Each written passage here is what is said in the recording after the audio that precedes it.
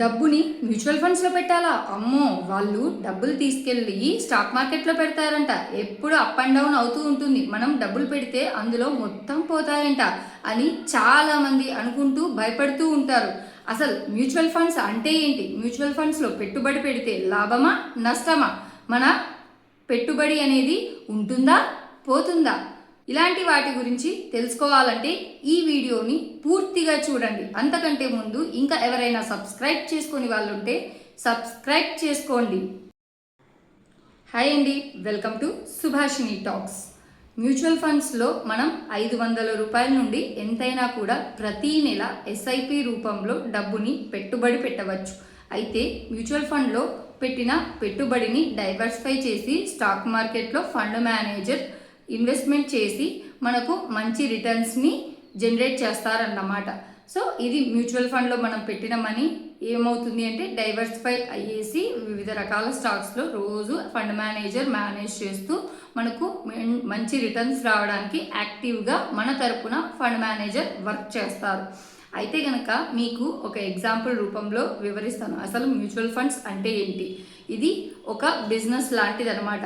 For example మనం వచ్చేసి ఒక పండ్ల వ్యాపారిని తీసుకుందాం అనుకున్నాం, లేదు అంటే ఒక శారీ బిజినెస్ చేస్తున్న వాళ్ళైనా సరే. ఇప్పుడు మనం ఒక బిజినెస్ అనేది స్టార్ట్ చేసినప్పుడు సీజన్ బట్టి మనకు సేల్స్ అనేవి ఎక్కువగా జరుగుతూ ఉంటాయి. అయితే అలా సేల్స్ ఎక్కువగా జరిగినప్పుడు ఏమవుతుంది? డిమాండ్ అనేది పెరుగుతుంది ప్రోడక్ట్కి. అలా డిమాండ్ పెరిగినప్పుడు సప్లై కూడా పెరుగుతుంది. అప్పుడు సేల్స్ బాగా జరుగుతాయి. అంటే వాళ్ళు కొంత మార్జిన్ వేసుకొని సేల్స్ చేస్తుంటారు కాబట్టి వాళ్ళకి ఏమొస్తుంది? ప్రాఫిట్ వస్తుంది. అలాగే కంటిన్యూగా అన్ని సీజన్స్ అన్ని ఇయర్స్ బిజినెస్ ఒకేలాగా జరుగుతుందా? జరగదు. సో అప్పుడు ఏమవుతుంది? కొంచెం డిమాండ్ అనేది తగ్గినప్పుడు రిటర్న్స్ అంటే కనుక ఇన్కమ్ లెవెల్ కూడా తగ్గుతుంది. సో అలాగే మ్యూచువల్ ఫండ్లో కూడా మనం ఇన్వెస్ట్మెంట్ చేసినట్లయితే ఖచ్చితంగా ఇందులో రిస్క్ అనేది ఉంటుంది. అదే మనకు మంచిగా డిమాండ్ అనేది పెరిగినప్పుడు ఎక్కువ మంది ఇన్వెస్టర్స్ వచ్చి ఇన్వెస్ట్మెంట్ చేసినప్పుడు, లేదా కంపెనీ వాల్యూ కానీ రెప్యుటేషన్ కానీ ఏవైనా డీలింగ్స్ కానీ బాగున్నప్పుడు సో దాని వాల్యూ అనేది పెరుగుతూ ఉంటుంది. అలాంటప్పుడు మనకు మంచి రిటర్న్స్ అనేవి కనిపిస్తూ ఉంటాయి.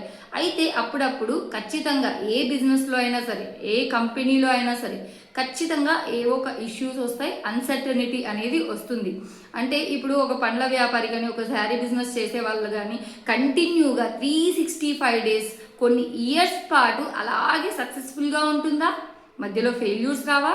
ఖచ్చితంగా ఫెయిల్యూర్స్ వస్తాయి. ఫెయిల్యూర్స్ వచ్చినప్పుడు వాటి గురించి మనం తెలుసుకొని మళ్ళీ అడుగు ముందుకేసి లాభాలని ఎలా మనం తెచ్చుకోవాలి అని ఆలోచించి మనం మోడర్న్ మెథడ్స్ ద్వారా మనం పబ్లిసిటీ అనేది చేసుకొని మన బిజినెస్ని ఇంప్రూవ్మెంట్ చేసుకుంటాం. సో అప్పుడు మళ్ళీ డిమాండ్ వస్తుంది. అలా ఒక్కొక్క బిజినెస్ ఒక్కొక్క సీజన్లో బాగా జరుగుతూ ఉంటుంది. కొన్ని సీజన్స్లో నార్మల్గా అలా సాఫీగా జరిగిపోతూ ఉంటుందన్నమాట. అలాగే మ్యూచువల్ ఫండ్స్లో కూడా సో ఒకనొక టైంలో హై ఇంట్రెస్ట్ అనేది మనకు వచ్చి ఉంటుంది. కొన్నిసార్లు ఏమో లోగా ఉంటుంది ఇంట్రెస్ట్, కొన్నిసార్లు మైనస్లో కనిపిస్తుంది.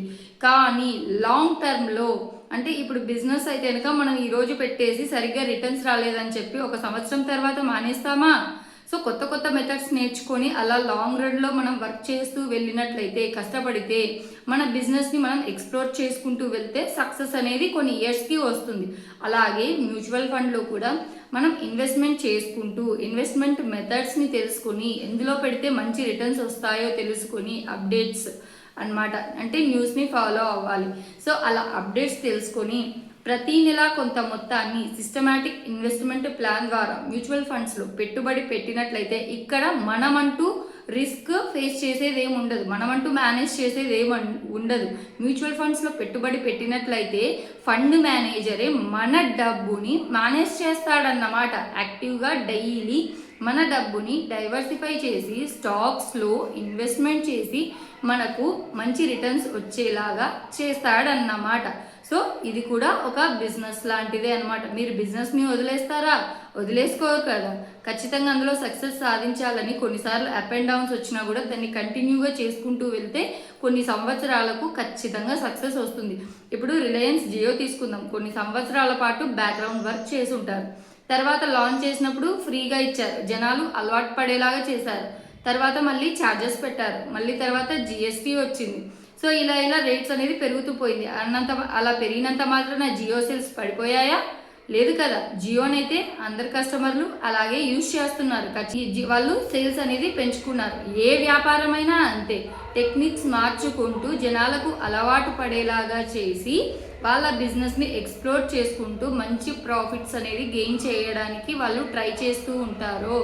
అలాగే మ్యూచువల్ ఫండ్స్లో మనం పెట్టిన పెట్టుబడిలో కూడా మంచి రిటర్న్స్ రావడానికి డైలీ కూడా మన డబ్బుని ఫండ్ మేనేజర్ డైవర్సిఫై చేసి స్టాక్స్లో ఇన్వెస్ట్మెంట్ చేసి వాళ్ళు బాగా అనాలిసిస్ చేసి ఇన్వెస్ట్మెంట్ చేస్తూ ఉంటారన్నమాట.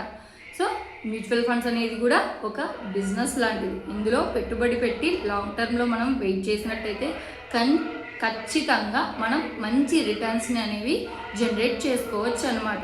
ఈ వీడియో కనుక మీకు నచ్చినట్లయితే లైక్ చేయండి, షేర్ చేయండి, సబ్స్క్రైబ్ చేయండి. Thank you.